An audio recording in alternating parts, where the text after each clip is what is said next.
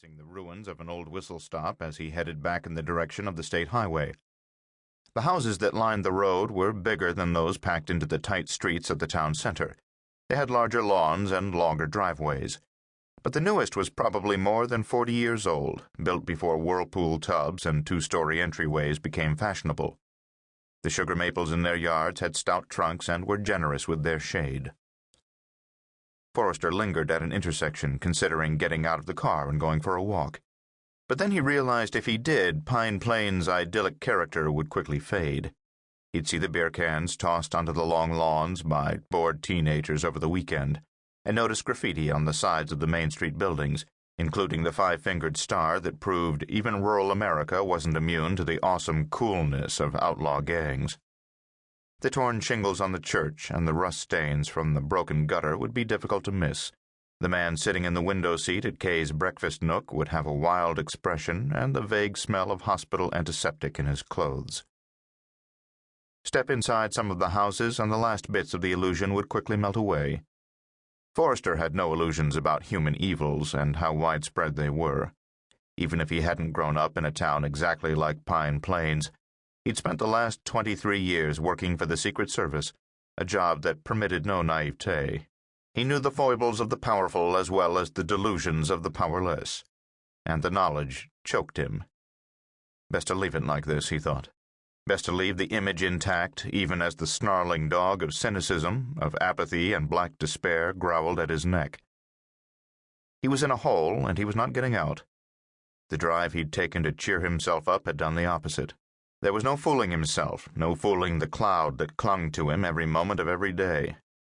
Forrester's cell phone buzzed. He pulled it from his pocket. "Forrester?" "Jerry, where are you?" "Running a little late." "Wait until you see the nightgown I'm wearing. How long before you get here?" "Half hour." "Oh, pooh. I'm going down to the bar." "In the gown?" "I might." "Call up room service. I'll put the pedal to the metal." "You better." As Forrester switched off the phone, he noticed a police cruiser growing in his rearview mirror. He glanced down at his speedometer. He was doing just over 60. The state had a law against driving with a cell phone and required seat belts to be buckled, but it was too late to do anything about either. The bubblegum lights erupted red. He hit his blinker and pulled off the side of the road before reaching for his service ID. 3. Amanda Rossi took another sip from the wine and glanced at her watch. It was nearly 7:30. Where the hell was Jerry, she thought to herself, putting the glass down. He should have met her at least 2 hours ago. Even if he'd gotten lost, it shouldn't have taken him this long to get here. And Jerry Forrester never got lost. Maybe his rotten bitch of a soon-to-be ex-wife had called him with some new bullshit. She was always torturing him with something, even though they were getting a divorce and hadn't lived together for nearly a year. Amanda couldn't understand why he even took the bitch's calls, since inevitably they ended with her screaming at him. Actually, Amanda could. Forrester wanted custody of his 2 sons, or at least some connection with them. The bitch was doing her damnedest to keep it to a minimum. Amanda caught a glimpse of herself in the hotel room's full-length mirror.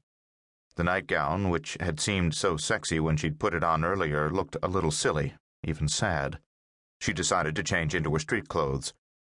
When she was dressed, she picked up her cell phone and called Forrester again. The call, her third in the past hour or so, went to voicemail like the others. "Hey, where are you?" she asked. "Meet me in the bar, okay? And hurry up, I'm hungry." In the half hour she waited at the bar, Amanda turned down 2 different offers of drinks. With her hunger getting the better of her, she asked the bartender for a menu, then gave Forrester another call. Once again, she got his voicemail. She didn't bother leaving a message.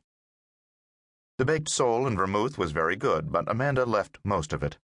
Too many people were staring at her, calculating whether they might relieve her loneliness. This wasn't like Forrester, not at all. Amanda went back to her room, half expecting, hoping that the light on the phone would be blinking, indicating she had a message. But it wasn't. Amanda started to dial the number for his office, thinking he might have checked in. She stopped before the call went through. Their relationship was a secret, and besides, by now there would be no one to check in with. It was going on 8 o'clock. Amanda went to the desk in the corner of the room and picked up the phone.